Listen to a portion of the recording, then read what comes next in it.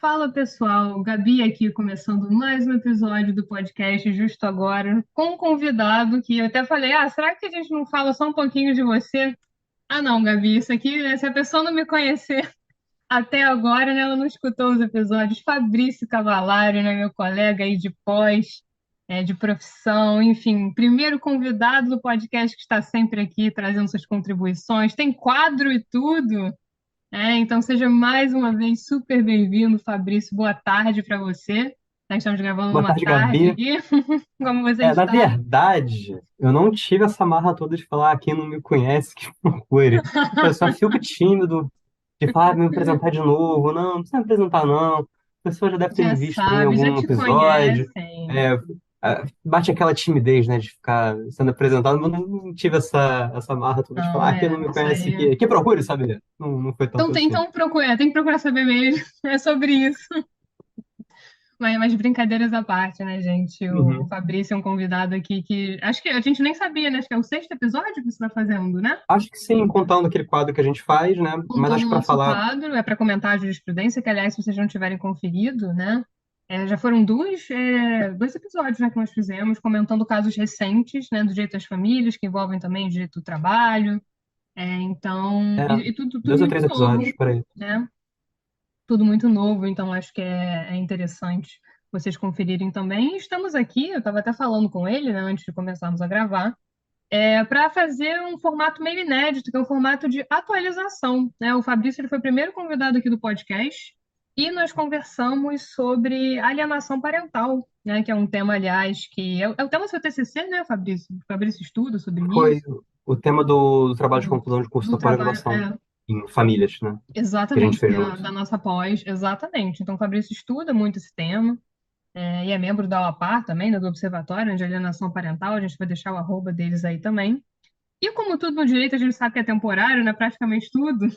Na ocasião em que a gente gravou, eu até dizia, Fabrício, ó, você sabe que um dia a gente vai ter que voltar aqui e atualizar, né? Então, daqui a Aí pouco na faz 2 anos, época, né, que a gente gravou. isso que eu ia falar, a gente gravou, a lei tinha acabado de fazer 10 anos, eu acho. Que a lei é de Foi 2010. 2021, Então, foi foi, 2021. 2000 foi exatamente isso.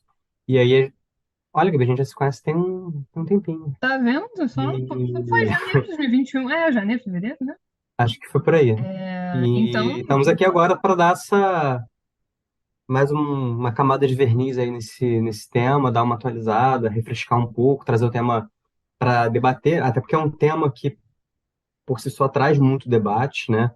É um tema que não é unânime, ele é objeto de profunda discussão na sociedade, por ter bastante críticas, ter bastante debate, tem tentativa de revogação da lei, e a lei foi aperfeiçoada no passado, né? Teve uma alteração legislativa que é disso que a gente vai falar, inclusive aquilo que a gente estava comentando antes, que é o seguinte, como a alteração da lei foi em 2022, a gente não tem tanto material ainda sobre isso, né, publicado. Né? Agora que as pessoas estão se movimentando para escrever, então isso aqui é, como eu falei, é bem uma passada de verniz. A gente está falando de uma forma bem, não vou dizer superficial, mas sem entrar em tanta profundidade pelo fato do tema ser muito, muito, muito recente, né? exatamente. Eu até falava com o Fabrício que a gente gosta muito, né, de recomendar, eu aqui, especialmente, né, bibliografia, algum livro, algum artigo, e nesse caso a gente está um pouco no escuro ainda, porque é tudo muito recente, né? Então estamos aqui trazendo as novidades em primeira mão, mas infelizmente até para os acadêmicos aí, estudiosos, a gente não tem uma vasta produção sobre isso. Mas eu até sugeria, né, o Fabrício, como eu falei, o primeiro convidado, né, o podcast aí, felizmente tendo os seus seguidores, né, novos seguidores, pessoas que estão chegando agora, pode ser que não tenham escutado, né, um episódio de alienação parental, que aliás deveriam, mas a Foram gente vai dois, na fazer verdade. um. Foram dois, né? Foram duas partes. Né? A gente acho que Dividiu. dividiu. Foram duas partes, exatamente. Um episódio super completo, né? Com a participação do Fabrício. Mas a gente podia, né, Fabrício? Eu acho que voltar um pouquinho, né? Antes de falar sobre o que mudou, antes de atualizar, voltar um Uhum. pouquinho, até pensando no conceito, né, de alienação parental. Para quem não sabe Isso, o que é alienação parental? A gente sabe que a gente tem uma lei, né? Como você falou. Nós tivemos essas isso. modificações. Mas o que é alienação parental?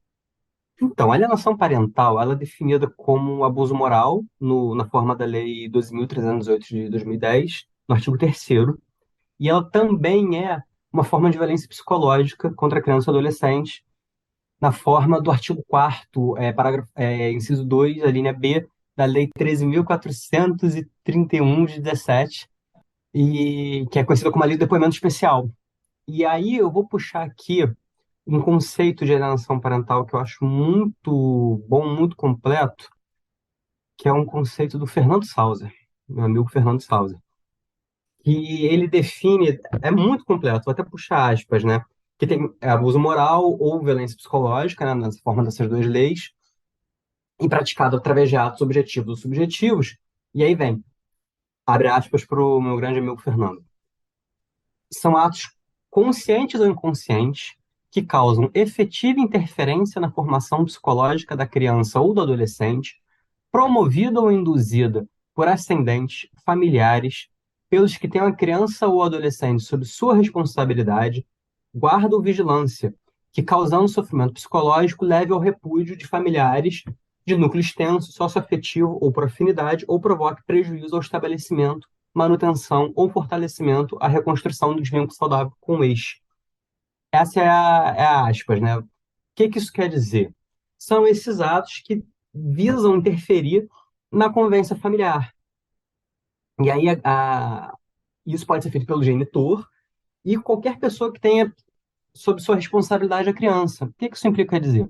O ato da alienação parental ela pode ser promovida por quem a criança responde com uma responde autoridade, né? Autoridade aqui no sentido lato.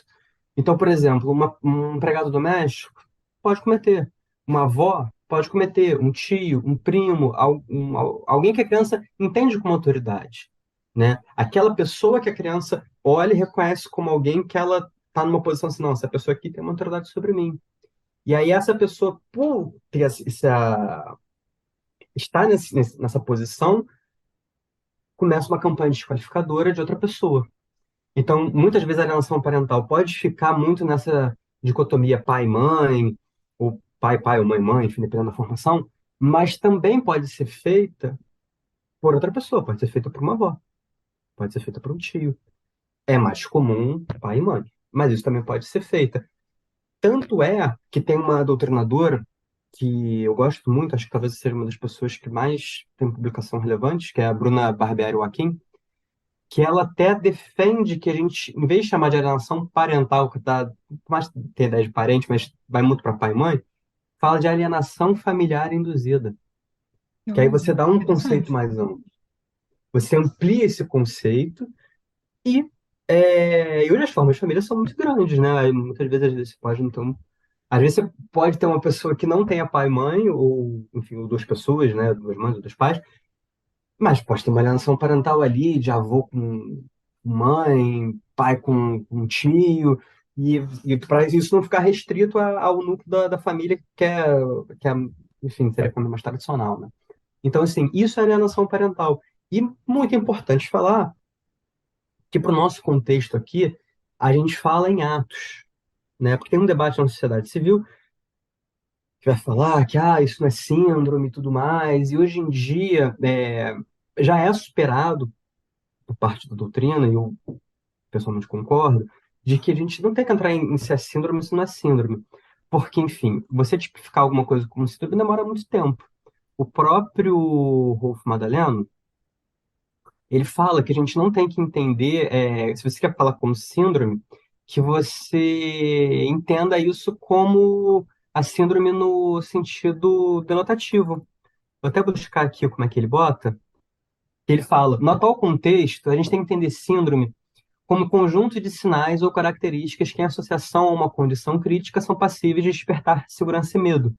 Porque se falar, mas vai ser síndrome de alienação parental, ela não consta como síndrome na CID, nem no Manual de Diagnóstico e Estatístico de Transtornos Mentais. Então, ela não é síndrome, isso é uma discussão que se tem. Mas só para lembrar que, por exemplo, a síndrome de Tourette, ela foi descrita pelo Gide de Latourette em 1885. E só em 1980, 95 anos depois, que ela entrou Olha só. no diagnóstico de transtornos mentais. A síndrome de Asperger, ela foi identificada em 57 e só foi incluída em 1994, 37 anos depois. Então, assim, para o nosso contexto, a gente não fica muito nisso de, é síndrome ou não é síndrome. Até porque a gente não quer fazer diagnóstico. Aqui no Poder Judiciário não interessa para a gente fazer diagnóstico, tentar ver quais são as características de uma eventual síndrome do sentido médico. A gente quer identificar ato. A gente vê se aquele ato está acontecendo, né? E aí a gente vai buscar aqui a lei, que é um rol exemplificativo. Vou puxar a lei aqui para gente. Considera-se, artigo 2º da lei, considera-se ato de alienação parental, então a gente está falando sempre em atos, a interferência na formação psicológica da criança ou do adolescente promovida e induzida por um dos genitores, pelos avós ou pelos que têm a criança ou adolescente sob sua autoridade, aquilo que a gente estava falando lá atrás. Guarda ou vigilância para que repudie ou que cause prejuízo ao estabelecimento ou manutenção de vínculos com eles, que foi aquilo que eu tinha falado lá do meu querido amigo Fernando Souza, que ele condensa bem e aí completa até um pouco mais esse artigo 2º. E é isso, a criança vai passar a rejeitar determinado familiar, determinado pessoa do seu convívio familiar. Pode ser pai, pode ser mãe, pode ser uma avó, pode ser um tio, pode ser um primo. Então, assim, isso é o conceito da alienação parental, que, enfim, não foi lei nenhuma que criou isso, isso já é uma prática que existia, e a lei vem e tipifica, dá nome a atos que existem. Então, assim, e conceituando, respondendo assim, essa primeira indagação, isso é o que a gente entende por alienação parental no Brasil hoje em dia. Perfeito, completíssimo, né? Não tinha nem mais o que eu perguntar, a resposta já estava dada. E é muito interessante, né, Fabrício? Eu acho, algumas das suas palavras, né? Primeiro, eu acho que existe ainda essa crença de que se fala de pai e mãe, e o direito é a questão da nomenclatura, né? Muito, eu falo muito aqui, por exemplo, do direito das famílias, né? A gente precisa acompanhar o que acontece na sociedade, então talvez essa nomenclatura ela possa ser realmente alterada, né, posteriormente, porque o que a gente tem aqui é o conceito da autoridade, né? Então ali a criança está convivendo com aquela pessoa, e por conta disso pode sim ser que essa pessoa pratique algum ato e seja configurado alienação parental, não sendo pai e mãe, né? É claro que o cenário, o exemplo assim que a gente aprende até na faculdade ou na pós, ou até no caso concreto mesmo, acaba sendo mais comum o cenário em que você tem pai e mãe, né, ali, mas isso E não é mudanças regra, né? e mudanças de nomenclatura a gente vê muito, né? Para gente que Demais. atua mais no direito das famílias, por exemplo, uma coisa básica que a gente pode falar, que ainda existe, né? Se você conversa com pessoas que não são da área, às vezes as coisas ficam meio enraizadas, né? As pessoas falam assim, o pátrio poder, né? Tem gente que, e obviamente ninguém tem obrigação de saber tudo, mas as pessoas falam muito, e o pátrio poder, como é que fica? E não é pátrio poder há muito tempo. E aí saiu de pátrio poder para poder familiar, e hoje em dia a gente fala em autoridade parental. Sim, E tem até autores que defendem que a gente até mude. Tá? O autor, no caso, é o Conrado Paulino da Rosa, que ele fala da gente falar em função parental mais do que autoridade parental. Né? Ele defende isso. Enfim, a lei da alienação parental fala em autoridade parental e a maioria eu acho que todos, acho que a gente não tem nenhum dispositivo legal de cabeça, não me recordo, que fala em função. Mas o Conrado já fala isso. Então, assim, a gente sempre muda, a gente atualiza as nomenclaturas, né? Se a gente pode falar de um jeito que seja mais adequado, que abranja um maior tipo de configurações familiares, ou quer que seja, atualiza e tá ótimo. Então, talvez um dia a gente não fale nem alienação parental, fale em alienação familiar induzida. exatamente. Pode ser que seja, Pode né? ser. Mas por enquanto Um, não estamos nessa. um E é outro uma exemplo, né? discussão. É uma Hã? discussão. É uma discussão. Com Uhum. certeza, né, Fabrício, em relação a esse tema. E mais um exemplo legal também da gente mencionar é a convivência e visitação, né, gente? Pelo amor de Deus, né? Visitação não, né? Muito se fala hoje em convivência, né? Inclusive, a gente viu também muito isso na pós. Inclusive, uma das críticas que até o Conrado faz na alteração da lei é exatamente essa, porque a lei foi alterada ano passado, em 22, e acho que no artigo 4º mantiveram o termo de visitação, e quando teria uma grande oportunidade de falar em convivência. Já Isso fazia é até essa muito engraçado. alteração. É até muito engraçado, porque assim, tem vezes, na prática, quando a gente atua em processo judicial, que a gente fala muito hoje em dia que pai e mãe não é visita, né? Convive, tem que ter a convivência, né? Porque convivência presume intimidade, presume criar junto, presume corresponsabilidade, você está convivendo, vivendo em conjunto. mais do que visita, né? Tanto que a gente Muito até brinca, mais, quando né? Não chega, tem como. chega a pessoa na nossa casa e fala, você não é visita, você é de casa. Né? Então, assim, a gente tem essa outra para não chamar de visita. Mas é muito engraçado que, às vezes, na prática, alguns processos judiciais, a gente sabe que, às vezes, a prática ela anda um pouco desalinhada da teoria, ou então você não tem uma prática, às vezes, tão ideal, né? Enfim, ainda, às vezes, em alguns lugares ainda falta um pouco de capacitação e tudo mais. Mas você, às vezes, ainda se depara em alguns momentos, em alguns processos, que você chamar aquilo de convivência que algum pai ou uma mãe possa ter, até força a barra. Você pegar, às vezes, um pai que fica 4 horas cada 15 dias com uma criança, chamar isso de convivência não tem convivência nenhuma, não tem corresponsabilidade nenhuma. Um pai que pega uma criança a cada 15 dias, que não tem pernoite, e, enfim, às vezes por questões alheias à vontade das partes, enfim, a gente também não, mas não vai longe daqui querer ter um papel de julgador da vida dos outros, às vezes é aquilo que a pessoa consegue fazer. Mas enfim, uma pessoa que passa pouquíssimas horas da semana, não dá para chamar aquilo de convivência, vai ser visitação mesmo, infelizmente. Mas é uma luta que a gente tem, foi até a campanha do AB São Paulo do ano passado, né? Do ano passado ou retrasado, Exato. agora eu não estou lembrado, acho que foi 2021. Eu De acho que sim. fazer e conscientizar, Inclusive, da o gente pessoal lá da falar. pós, né, da conscientização, né, a nossa colega também, A Renata Ferrara, nossa Renata colega de Ferrara, pós, né, com nossa colega da OAB lá de São Paulo. Então, existe, né, como o Fabrício falou, infelizmente, a cada caso concreto vai ser um, mas essa questão da nomenclatura a gente já vem questionando. E eu acho que essa necessidade toda de atualização, de sempre pensar, repensar, né, é o grande barato do direito, né, especialmente para a gente, né, na atuação e estudando também a teoria e prática, né. Como o Fabrício falou, às vezes não andam juntas exatamente, mas a gente, uma coisa puxa a outra, né, e a sociedade aí sempre também como grande engrenagem, né, nesse contexto. Mas então definido, né, a alienação parental, como o Fabrício falou, né, a lei ela deu nome aos bois, né? Normalmente e isso acontece no direito também, né? Já existe é aquela coisa, né? Existe o fenômeno social, aquilo já estava acontecendo e agora a gente tem a lei, né? No caso não agora, mas a lei da alienação parental vem trazer, né, vem esclarecer o que que é, vem explicar e aí entra essa questão da autoridade, né? Que não necessariamente serão pais e mães, né? Então a lei ela isso, vem qualquer pessoa que esmiuçar responde, né? a pessoa que responde. A lei vem esmiuçando isso, né? Então, inclusive no outro episódio que o Fabrício participou, a gente fez, né, um apanhado maior aí em relação à lei. Mas eu acho que a gente pode pensar agora na abordagem dos novos dispositivos. Né? O que que acontece? A lei ela sofreu essas modificações, né, como a gente falou lá atrás. Então, o motivo, né, de estarmos falando disso e de estarmos atualizando o episódio. E como o Fabrício falou, tudo muito recente, de 2022, né? Agora estamos gravando em março de Exato. 2023, então tudo muito recente. Mas foi sancionada, né, uma nova lei, e essa lei, né, que provocou essas mudanças, né, causou essas modificações procedimentais relativas à alienação parental e ao ECA, né, para quem não é da área, o ECA é o Estatuto da Criança e do Adolescente, né?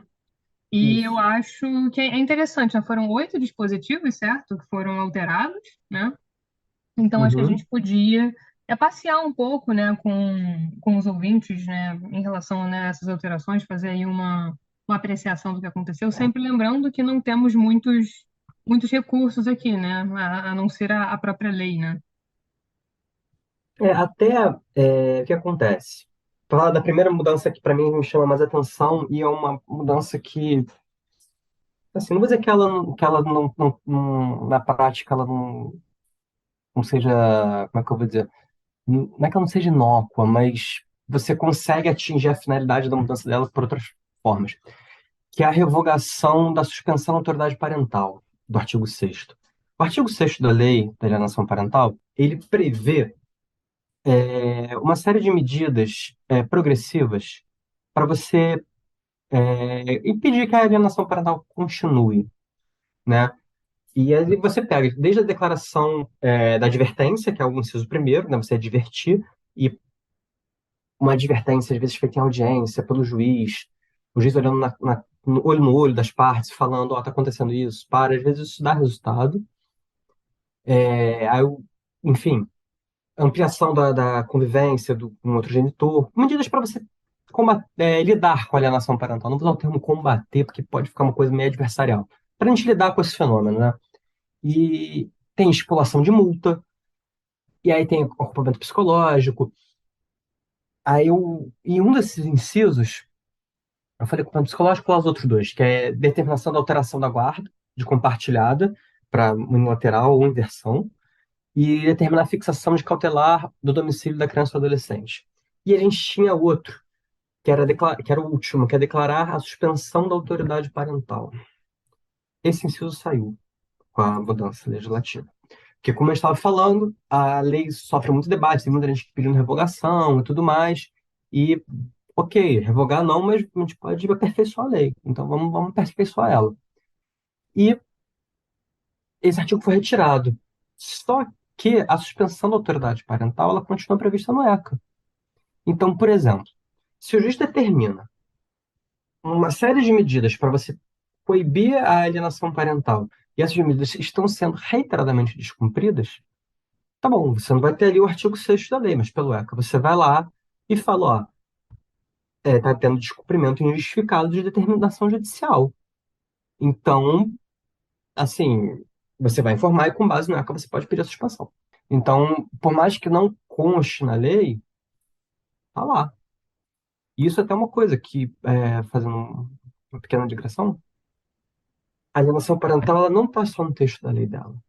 Ela também está prevista em outras em outras leis. Então, assim, se nos revogarem a lei, eu vou ter que ir onde, nos incisos e artigos de outras leis onde ela está escrito também.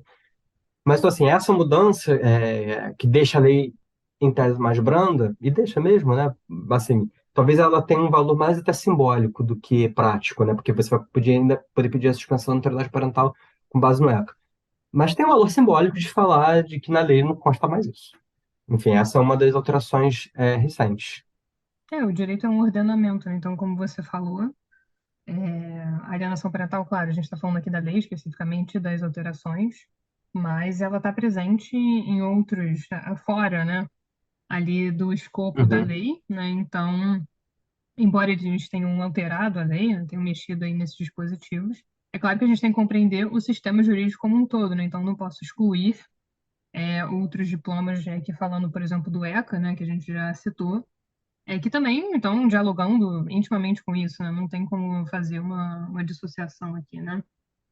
Mas é, uhum. de fato, uma alteração interessante, né? Sinaliza, Ainda que simbólico. E tem ainda uma, que do ponto, simbólico, e simbolicamente. a, e a segunda alteração que eu boto, que eu acho que é interessante também, e essa eu acho que, vamos ver como é que isso vai se dar na prática, tá? Porque por exemplo, é um país enorme, cada fórum é um fórum, cada estado é um estado, a gente, enfim, eu sei a realidade aqui do nosso Rio de Janeiro e mais precisamente capital do Rio. Mas teve uma mudança que foi o seguinte: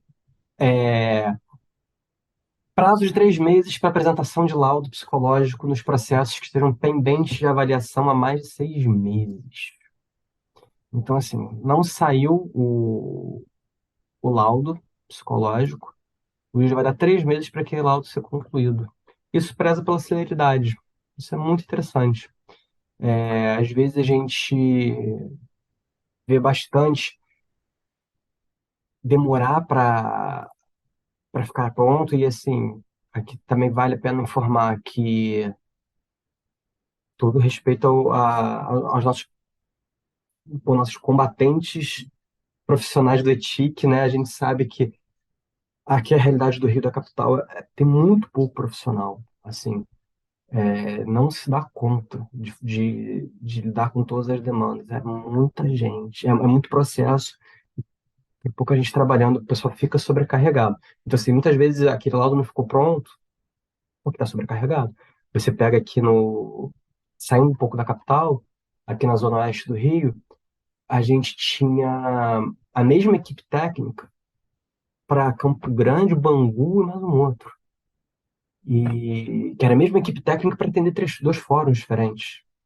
Então, assim, o pessoal está sobrecarregado. Tanto que aqui na capital, muitas vezes, o pessoal está falando: se não tem gratuidade de justiça, contrata perito particular para fazer. Tamanho está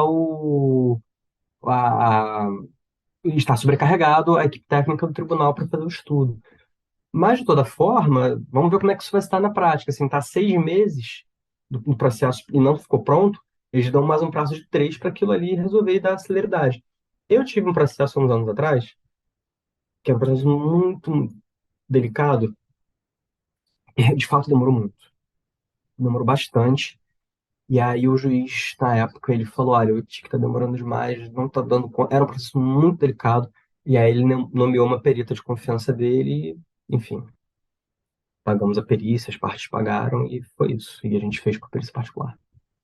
É um exemplo de alteração, né? Isso que você colocou é muito, é uma questão para a gente, né, do direito, porque às vezes está de uma forma na teoria e na prática fica diferente, né? Então a gente não sabe exatamente como isso vai ficar na prática, mas a tônica, né, a questão aqui, o ponto central, como você falou, é a celeridade processual, né? E a gente sabe que tem Uhum, processos, né? Pensando aqui, por exemplo, em inventário, né? Processos que vão se arrastando ao longo do tempo e prezando sempre pela celeridade, pela efetividade do processo, né? Acredito eu, embora tenhamos esses obstáculos práticos, né? Então, não sabemos como isso vai ficar no dia a uhum. dia, né? A viabilidade disso, mas que é uma proposta interessante que aponta para uma prevalência mesmo dessa celeridade. É uma mudança interessante, né? Até porque situações, né, os casos que envolvem alienação parental, né, como o Fabrício falou, às vezes podem ser casos delicados, e sempre existem pessoas, né, nós estamos trabalhando para pessoas, enfim, crianças, adolescentes, a pensão do direito das famílias, então, quanto mais cedo você conseguir resolver a questão, né, pensando aí na agilidade, né, dos atos processuais, melhor, né? Muito embora tenhamos esses desafios aí práticos pela frente. E acredito que só daqui a algum tempo a gente vai realmente conseguir analisar, apurar como isso foi implantado, como isso tem acontecido, como é que tem sido o comportamento É do uma coisa que eu judiciário, vejo né, em relação a isso. é, que seria interessante fazer, eu acho que não existe isso no Brasil, pelo menos eu nunca achei. Um trabalho de campo, né, para ver assim, como é que a lei está sendo aplicada. Isso traria muitas respostas para a gente, inclusive até para aquietar esse debate em relação à lei, para ver como é que essa lei está sendo aplicada. Assim, um trabalho é muito complicado, porque todo processo de família tramita em segredo de justiça.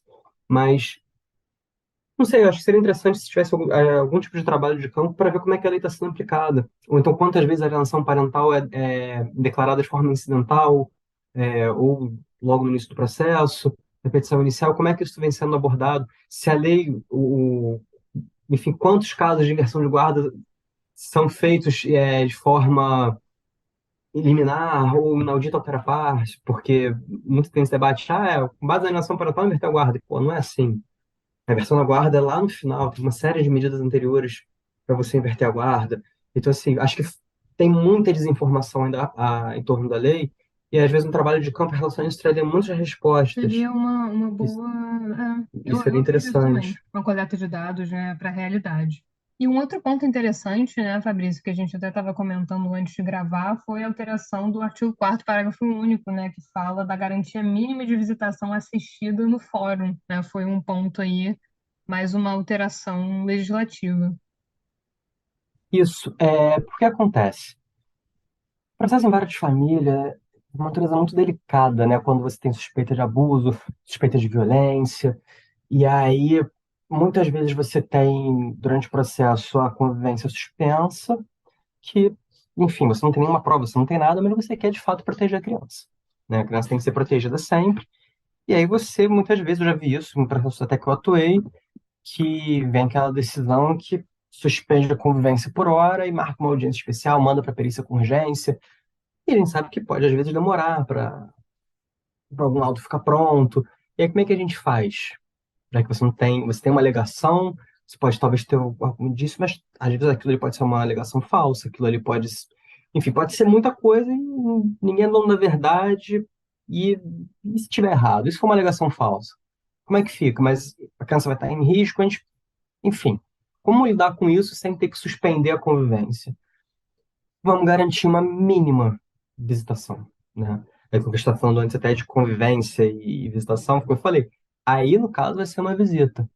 E aí o artigo 4º, parágrafo único, bota que essa que o genitor, né, que está sendo acusado de alguma coisa, de alguma violência, de algum abuso, ele vai ter uma garantia mínima de visitação assistida no fórum que tramita a ação.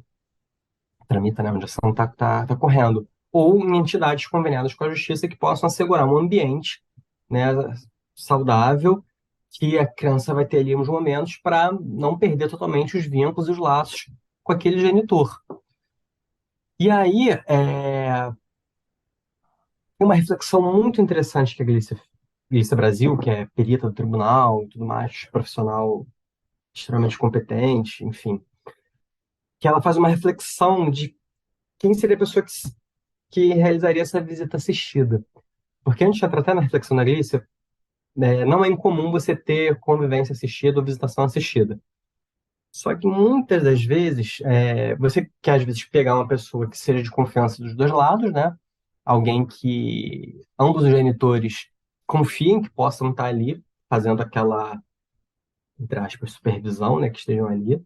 E há um constrangimento, né? Imagina, você está com seu filho sob alguém ali com uma supervisão.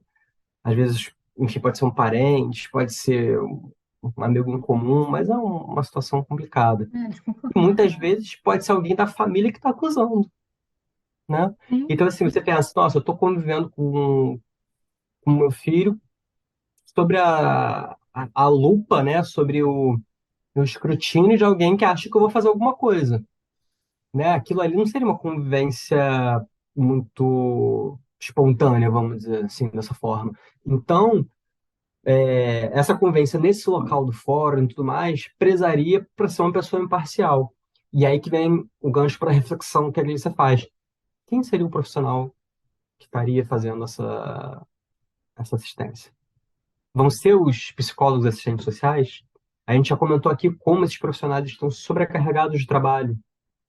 Então, assim, o assistente social e o psicólogo, ele está tendo que fazer entrevista todo dia no fórum, tendo que atender parte, atender advogado, conversar. Ele ainda vai parar para ficar supervisionando, né, para ficar ali é, nessa convivência assistida. A gente não sabe quem vai fazer isso, está em aberto.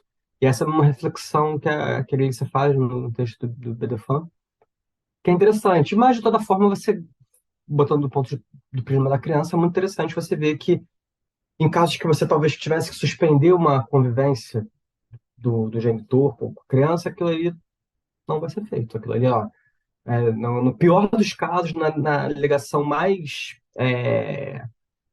grave, da família mais adoecida e tudo mais, você vai ter um mínimo ali, né? Um mínimo de um espaço que a pessoa, o pai ou a mãe, ou quem quer que seja sendo acusado, ter ali algumas horas com seu filho para conviver e não ter um apagamento total, né, da imagem. Então, isso é uma mudança é, interessante e fica essa reflexão. Também quem vai fazer esse acompanhamento, né? Porque a gente sabe que é chovendo molhado que a gente fala isso o tempo todo, mas o Poder Judiciário é completamente sobrecarregado. E os juízes são sobrecarregados, os serventuários são sobrecarregados, enfim, e quem perde isso tudo é o jurisdicionado, né? A pessoa que quer ir lá e ter acesso à justiça, né? Porque é aquela coisa também. O laudo demora, às vezes, um ano, que demora 9 meses para ser feito, 10 meses, demora muito, né? Aquele ditado, a justiça tarda, mas não falha. Mas, peraí, a justiça muito tarde também não é tão justiça assim, né? Então, assim, a justiça tem que ser célere. Então, fica esse questionamento, mas essa mudança é uma mudança interessante, eu curti. é uma mudança positiva, eu diria, né, Fabrício? Porque são casos muito delicados, mas a gente tem sempre que lembrar que tem uma criança ali por trás, tem um adolescente, né? Então, você criar, você dar essa prerrogativa, você saber que mesmo, né, diante de tudo que está acontecendo ali, você vai poder ter aquela visitação e assistida em um ambiente, como você falou, né, vamos colocar aqui, sim, muitas aspas, né, neutro e tudo, é Sim, interessante. Porque muitas vezes, como a gente falou, é uma questão entre o pai e a mãe, ou com o avô, a avó também envolvidos, então é tudo muito delicado. E esse dispositivo aparece como uma garantia, né? Eu penso muito na figura da criança e adolescente, especialmente, né? E é claro que fica a pergunta aqui da Glícia, né? E ficamos também nós aqui nos perguntando como isso vai acontecer na prática, quem vai, de fato, atuar para que isso aconteça. E, de novo, né, aqui um episódio repleto de especulações, porque isso é tudo muito recente. Mas que a proposta é boa e que Exato. é uma mudança positiva, eu concordo com você. E pensando sempre em quem está por trás daquilo, né? São pessoas, né? Então, por pior que seja a situação, que é evidente, né, que se tratando de alienação parental, a gente não consegue enxergar um cenário positivo, favorável, né? Especialmente ali para a criança e o adolescente, né? Pensando aqui na ótica do direito das famílias, mas que tenhamos pelo menos subsídios, né, do ponto de vista processual, para dizer, olha, você tem essa prerrogativa, então pode ser que isso aconteça. Eu achei uma mudança bastante interessante, né, quando você mencionou, mas que fica, o questionamento fica, né, em relação aí à implementação, à viabilidade prática, né? E eu acho Vamos que ver vamos ver como é que vai ficar, né? como é que vai ficar, né? Foi o que a gente falou desde o início, né? As mudanças foram no ano passado e temos aí agora, vamos ver como é que isso vai ser aplicado. E no Brasil, né? Porque É Brasil afora, aqui, enfim, a realidade do Fórum do Rio de Janeiro, da a capital, gente é tem uma um. amostra muito pequena, né? Exatamente. Então, assim, e quem já teve oportunidade de advogar, não só na capital, e você sabe um pouco no. Enfim, sabe que a realidade dos fóruns regionais é outra. Tem lugar que é vara única, né? Então, Sim, assim, você chega num lugar que eu acho que eu fui, só a título de curiosidade, acho que era Seropédica, que eu fiz uma audiência de família lá na época. E era muito engraçado, que eram duas varas, era perto ali da faculdade rural, e a rua era de terra. E eram duas varas únicas, e a minha audiência era a única audiência de família. Todas eram audiências de custódia de direito penal, né? No concentrou dia. tudo. Não, foi muito engraçado, porque assim, toda audiência de custódia, só audiência envolvendo matéria de direito penal, e a minha única audiência de família lá do dia. E aí, pô, minha audiência acho que foi que demorou mais, sabe? E a gente chegou ali, quando a gente entrou na sala, o promotor, a gente falou, nossa, peraí, que é agora? Porque eu acho que a maioria das audiências ali não versavam sobre direitos de família. Então, assim, você pensa, assim, cada realidade de cada fórum regional, de cada comarca é uma diferente, né? A gente que trabalha aqui na capital do Rio de Janeiro tem uma percepção, mas Brasil afora, vamos ver como é que isso vai ser implementado, né? Espero que todo mundo De consiga. forma positiva, mas a gente sempre espera o melhor, né, Fabrício? E um outro ponto interessante também, né, que você já até mencionou brevemente, que a gente tem a possibilidade de nomeação de perito diante da ausência ou insuficiência de serventuários para a realização da avaliação técnica, né, então que foi uma alteração do artigo 5º, parágrafo 4º, né?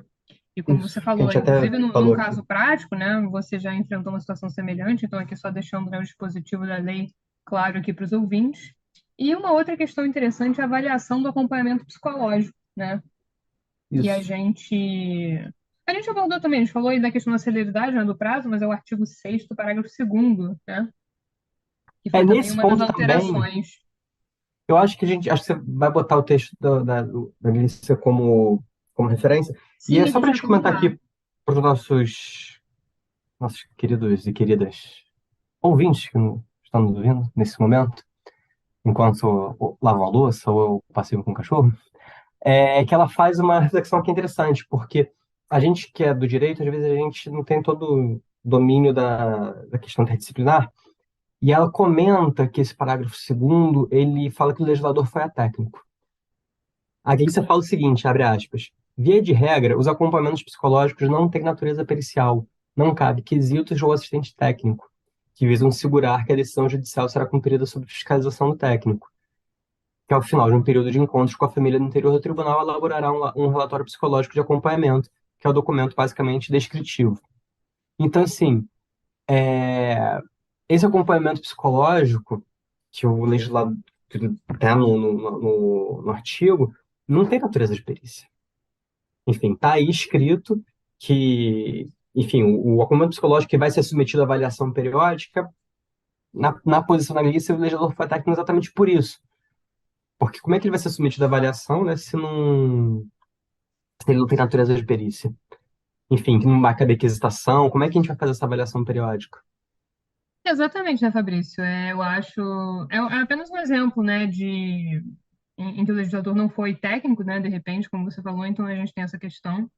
E aí, novamente, o questionamento da Glícia, né, que, aliás, é professora, foi nossa professora, né, na pós-graduação, e também escreveu um pequeno artigo, né, do IBDFAN, a gente vai deixar aqui nas referências para vocês, ela comenta essas alterações que a gente está conversando com vocês aqui no episódio. Então vamos deixar de referência. E é claro, né, mais uma vez ela questiona aí. E às vezes acontece isso, né? Às vezes acontece especialmente quando a gente tem, aqui falando, né, de perícia especificamente, a gente tem todo um rito aí, né, pensando em perícia, como é que isso vai acontecer na prática, como o Fabrício falou, né, quesitos, por exemplo, então como é que você vai qualificar algo como perícia, né, colocar uma natureza ali jurídica, né, de repente que não é exatamente, né, aquilo. Então também é uma questão aí a ser enfrentada e que o questionamento é da Gleisi em relação a isso. E a última modificação é do artigo 8º, né, A, agora, né, foi acrescentado, no caso aí, com essa mudança de 2022, que fala da oitiva de crianças e adolescentes, né, então, claro, no âmbito aí do processo, pensando em alienação parental, é o artigo 8º A. Isso, que tem a questão do, enfim, da criança ser ouvida na forma da lei. E, enfim, acho que a gente matou, né, todas as mudanças que a gente estava falando, né? Exatamente, né, Fabrício? Nós conseguimos aqui, acho que a gente conseguiu trazer para os ouvintes, né, definir lá atrás, já voltar um pouquinho aí, caso vocês não soubessem, né, o ouvinte que quer alienação parental. Ressaltar para vocês que a gente tem a lei, que a lei, na verdade, ela não criou a alienação parental, porque isso sempre existiu, né, até onde a gente sabe. Ressaltar essa questão da autoridade, né, dessa mudança toda. Então, talvez o nome caia aí por terra, né, alienação parental, talvez não falemos mais alienação parental no futuro, porque Eu acho que pensando essa muito. mudança, se acontecer, vai demorar ainda uns bons Pois anos, é, sim. mas nós estamos aqui com o papel, né, especulativo também, né, por que não? Mas deixar claro para os ouvintes, né, que a gente fala muito na questão da figura ali para a criança, na autoridade, né, para a criança. Saber que a lei tem ali, né, em um rol não taxativo, né, determinando ali os atos, né, da alienação parental, né, como é que a gente poderia entender a alienação parental na prática, né, que acontece, e aí essas mudanças, né? Então, falamos da questão da celeridade, né, processual, a questão também do diálogo de um diploma com o outro, né? Então, teve uma alteração ali na lei da alienação parental em relação à suspensão, né, da autoridade parental, que, por exemplo, dialoga com o ECA, né? Então, também entender que uma mudança aqui já pode sinalizar algum rumo diferente sobre o tema, né? Uma nova visão sobre o tema, mas que também a gente tem um ordenamento jurídico a considerar, né? A celeridade processual, né, como eu vinha falando, a garantia mínima da visitação assistida no fórum, que eu achei uma alteração bastante positiva, né? Deixar uma situação ruim menos pior, né? E o mais Talvez importante que possamos eu colocar vejo. assim, né? Te cortei, Gabi, desculpa. Não, que isso? Não, que eu acho assim, quando a gente analisa esse tema, né, acho que a última reflexão que a gente bota, para mim, que eu acho que é nos casos que a gente atua na prática, e até estudando o tema, que é o seguinte: a alienação parental não é um tema que só os juristas vão conseguir dar uma solução para o caso concreto, ou até estudar o que é alienação parental só pelo ponto de vista jurídico. Isso não tem como. Ela é multidisciplinar por natureza. Quando a gente estuda alienação parental, a lei fala que tem que ter acompanhamento psicológico, fala que tem que ter estudo psicossocial. Assim, não é um fenômeno de fácil. Precisa de muito profissional envolvido para dar subsídio para o juiz dar uma boa sentença, uma sentença é, bem fundamentada. Por exemplo, quando a gente vai tratar de alimentos de uma ação de família, é basicamente uma questão de fatos. Você analisa a questão fática e chega numa decisão, caso não chegue no acordo, e ok. A alienação parental não é assim. A alienação parental você precisa de estudo mesmo. Você precisa saber se aquela alegação de alienação parental procede ou não procede. Tem que saber se aquela alegação de alienação parental ela é relevante juridicamente ou não. Se aquilo tem relevância ou não tem. E então, assim, e aí a gente precisa de capacitação dos profissionais, precisa de psicólogo, precisa de assistente social. Tanto que aí a gente está falando, a convivência mínima vai ter que ser assistida por um profissional que não vai ser um advogado, nem um juiz, nem um promotor, né? Então, Exatamente, assim, é completamente multidisciplinar, né? é E uma esse é um questão dos completamente desafios. A multidisciplinar configuração em si, né? e a A gente tem que configuração em ter, si. foi o que você falou, a Glícia foi nossa professora na pós-graduação, ela é psicóloga, E né? A uma das formação aulas dela. mais interessantes, né? Porque mostra justamente isso, está claro para todo mundo, né? Que é uma questão multidisciplinar. E até essa questão entra também na própria logística. Então, quem vai fazer esse trabalho, quem vai atuar, onde é que estão essas equipes, o prazo lá que a gente viu, na questão da celeridade, né? Será que isso vai ser colocado em prática? Será que vai ser possível? É, porque É, essa questão da celeridade é até interessante, que é o seguinte, também não é qualquer psicólogo, nem qualquer assistente social que pode produzir um laudo sobre isso. sim, Esse profissional tem que ter ferramenta para fazer aquela boa também entrevista. precisa dessas Ele ferramentas, né? Tem que ser precisa tudo tá, muito bem ele tem fundamentado, que né? estar Para as bem pessoas. capacitado, como até o advogado também tem que estar bem capacitado para saber o que que ele vai alegar, o que é relevante, o que que não é. Saber tratar esse tema de uma forma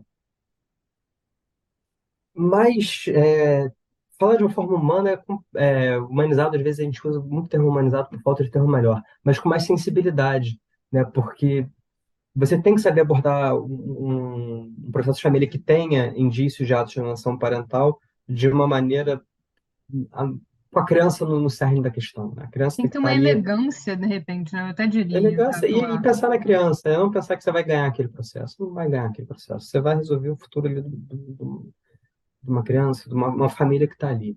Então, humildade para saber que são a vida dos outros que estão em jogo, não só o seu ego como profissional, como advogado, de ganhar ou perder uma causa.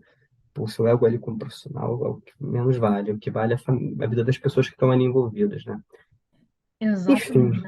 acho que é A isso. mensagem que fica é essa, né? Eu acho que a gente conseguiu trazer aqui os pontos da alteração. Enfim, temos essas questões mais técnicas, temos questões relativas aí à aplicação prática de tudo isso, questões logísticas, questões que envolvem outros profissionais. Isso deixa evidente a riqueza desse tema, a complexidade desse tema, e a gente espera que essas alterações sejam positivas e que possam ser implementadas da melhor forma possível, porque, como o Fabrício falou, estamos trabalhando, pensando, atuando para crianças, adolescentes, famílias, né? Então, que essas questões, embora delicadas, né, tomara que possam ser resolvidas sempre da melhor forma possível. Então, Fabrício, né, já te agradecendo aqui mais uma vez, né? Adoro bater essa bola com Estamos você. encaminhando para o fim já. Já estamos Já nos estamos no encaminhando fim. para o final, né? Como eu costumo dizer. Mas é um prazer recebê-lo, atualizar esse tema, né? Um tema que você estuda, um tema tão importante, né, E um para os tema direitos das difícil famílias. Um demais. Isso tema aí foi só, dificílimo, como eu falei, é só um dificílimo. verniz. Eu tento compartilhar Pois um é, para pouquinho do que eu mergulhar sei. nisso aqui, né? Um tema muito É. difícil, é um desafio falar sobre isso. Então, agradeço imensamente aí a sua disponibilidade, né, a sua participação. Né? O primeiro convidado do podcast vai continuar retornando, com Depois temos certeza. que fazer aquele nosso quadro Temos que de fazer o quadro, né? O jurisprudências. quadro, aliás, vocês estudantes de direito que nos ouvem, advogados, a gente comenta aqui, a gente seleciona casos concretos recentes, né? E fazemos comentários breves, deixamos para vocês as referências dos casos, o que vem sendo alegado, o que chega, né, ao judiciário. Acho que é um quadro muito interessante, em que a gente comenta aí esses julgados. Então, também vamos deixar aí para quem quiser, nem quem não tiver escutado, né? Ou Episódio seja, 33 e 41. a gente fica dando pitaco na jurisprudência dos outros, né? Olha a marra que é. E fazendo Não, uma não. compilação também, caso Ah, alguém queira saber. Casos muito interessantes que o Fabrício sugere, então conseguimos pegar vários assuntos também, né? Então, impenhorabilidade do bem de família, casos trabalhistas, né? Também, então, é bastante interessante para quem não tiver conferido esses episódios. Os demais episódios de alienação parental, o abandono afetivo foi o hit, né, do podcast até o momento, o episódio mais ouvido, do abandono afetivo. Então, ficam aí as recomendações, e claro, né, nós vamos deixar aqui para vocês nas referências esse material da Glícia, né, que a gente mencionou aqui. Ela faz uma exposição sobre esses eu vou dispositivos, te essas mandar o texto do alterações. Conjur do Sauser, que é bom também. Ah, perfeito. A gente vai deixar então esse texto do Sousa nas referências para vocês. E esse texto da Glícia também, que fala das primeiras impressões aí sobre essa lei da alienação parental, como ela muito bem coloca, né? Primeiras impressões, então estamos aqui como advogados discutindo aqui. E vamos acabar retornando para isso aqui em algum momento, né, Fabrício? Fazer mais atualizações aí, porque o direito vive de atualizações, a vida é feita de atualizações, já por que não dizer aí? Exatamente, quem está se Então, atualizando está pois tá é, né? buscando aí, né? Faz parte. Exatamente. E vamos pensar numa pergunta também. Agora a gente pode deixar ou na caixinha de perguntas ou numa enquete também. O episódio vai estar disponível no Spotify, nas demais plataformas, no canal do YouTube, que vocês já conhecem, no site também do podcast. Vão ter as informações também do Fabrício lá, para quem quiser conferir os demais episódios. E é isso, deixem suas sugestões, o Fabrício com certeza vai retornar aí para fazer o nosso quadro, a terceira edição aí, mais jurisprudência para a gente comentar, por favor. Então, Então é sempre isso, Gabi. muitíssimo bem-vindo. Mas é isso, gente. Muito obrigada por nos acompanharem até aqui. Vamos pensar aí na pergunta, né, Fabrício? E ele vai voltar Isso. com certeza, deixar as referências Ficamos completas para assim, vocês. então. Beleza, um Até a beijo próxima, para você, então, Gabi. gente. Fabrício, muito Beleza, obrigada. Vamos ver se a gente consegue combinar aí o encontro presencial com a turma, né? O pessoal. Eu recebo vários de vocês aqui. Ih, tem que marcar, tem que marcar. Vamos o ver se pessoal conseguimos. fala e tá falando muito, tá fazendo pouco esse É pessoal o da nossa turma. carioca, né? Será? Vamos marcar e não marca. Vamos marcar. Pois é, não, mas eu tô falando, mas vamos mesmo. Tá bom? Então, Beleza. muito obrigada. Um beijo grande para você, Fabrício, e os Beijo, ouvintes Gabi. também. E até a próxima. Até.